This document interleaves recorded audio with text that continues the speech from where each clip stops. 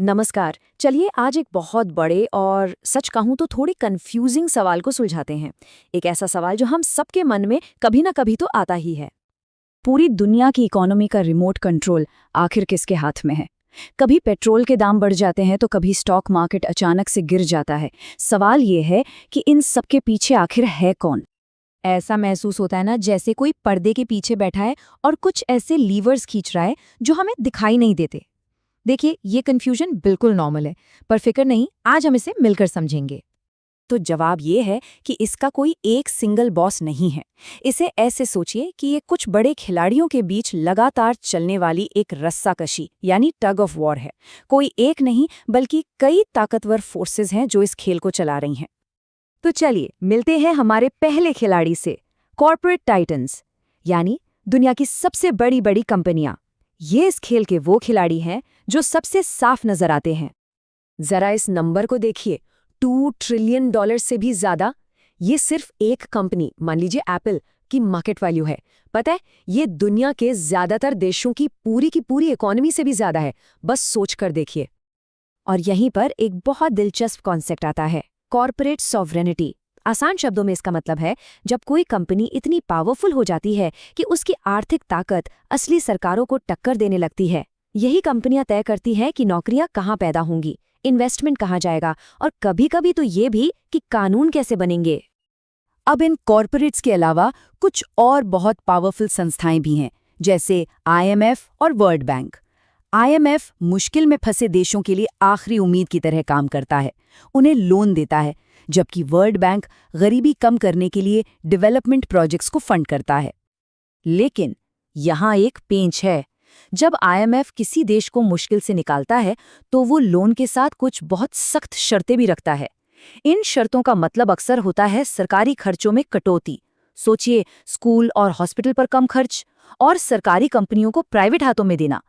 इससे उस देश की पूरी आर्थिक और सामाजिक तस्वीर ही बदल सकती है। ओके, तो अब एक लेवल और नीचे चलते हैं और मिलते हैं हमारे दूसरे खिलाड़ी से। ये शायद कम दिखाई देता है पर इसकी ताकत कहीं ज्यादा है। द ग्लोबल फाइनेंशियल मार्केट्स, यानी पैसों का असली खेल। जरा सोचिए, हर सेकंड खरबों डॉलर्स का हॉट मनी पूरी दुनिया में बिजली की तेजी से घूम रहा है। इस पैसे को बड़े बड़े फंड्स, बैंक्स और कंप्यूटर के एल्गोरिदम कंट्रोल करते हैं, जो पलक झपकते ही इसे एक बाजार से निकालकर दूसरे में डाल देते हैं। और सबसे मजेदार बात यह है कि इस मार्केट को हमेशा लॉजिक नहीं चलाता, इसे चलाते हैं एनिमल स्पिरिट्स, यानी इन्वेस्टर्स के इमोशंस, उनका डर और उनका लालच। जब माहौल अच्छा होता है तो मार्केट ऊपर भागता है और जैसे ही डर फैलता है सब कुछ धड़ाम से नीचे। इस फर्क को देखिए, जब इन्वेस्टर्स का भरोसा ज्यादा होता है तो पैसा देश में आता है, इन्वेस्टमेंट बढ़ता है और इकोनॉमी भी ग्रो करती है। लेकिन जैसे ही भरोसा कम होता है तो दूसरी तरफ वाली सिचुएशन हो जाती है, पैसा देश से बाहर भागने लगता है, करेंसी गिर जाती है और रातों रात एक संकट खड़ा हो सकता है। इसका सबसे बड़ा उदाहरण है 2008 का ग्लोबल फाइनेंशियल क्राइसिस। अमेरिका के हाउसिंग मार्केट में लगी एक छोटी सी चिंगारी देखते ही देखते पूरी दुनिया में आग की तरह फैल गई। क्यों? क्योंकि पूरी दुनिया का फाइनेंशियल सिस्टम एक दूसरे से बहुत मजबूती से जुड़ा हुआ है। एक जगह डर फैला और पूरे सिस्टम पर से भरोसा ही उठ गया। तो हमने पुराने खिलाड़ियों को तो समझ लिया, लेकिन अब खेल बदल रहा है और इस खेल की रूल बुक भी दोबारा लिखी जा रही है। कुछ नई ताकतें पुराने पावर स्ट्रक्चर को चैलेंज कर रही हैं।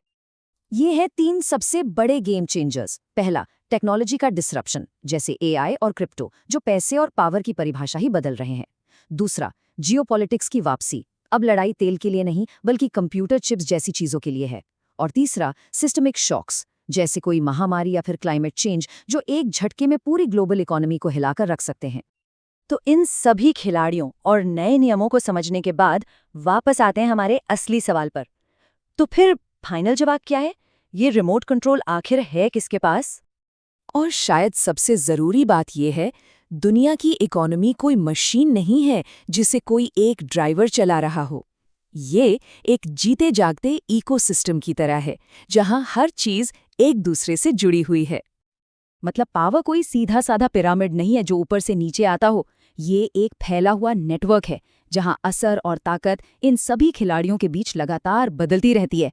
कोई एक परमानेंट बॉस है ही नहीं। और ये हमें हमारे आखिरी और शायद सबसे ज़रूरी सवाल पर लाता है। इस बहुत बड़े इकोसिस्टम में हम सबके फैसलों की क्या भूमिका है? हम क्या खरीदते हैं, कहाँ इन्वेस्ट करते हैं, किसे वोट देते हैं, ये सब छोटे छोटे एक्शंस मिलकर ही तो इस इकोसिस्टम की दिशा तय करते हैं। सोचने वाली बात है ना?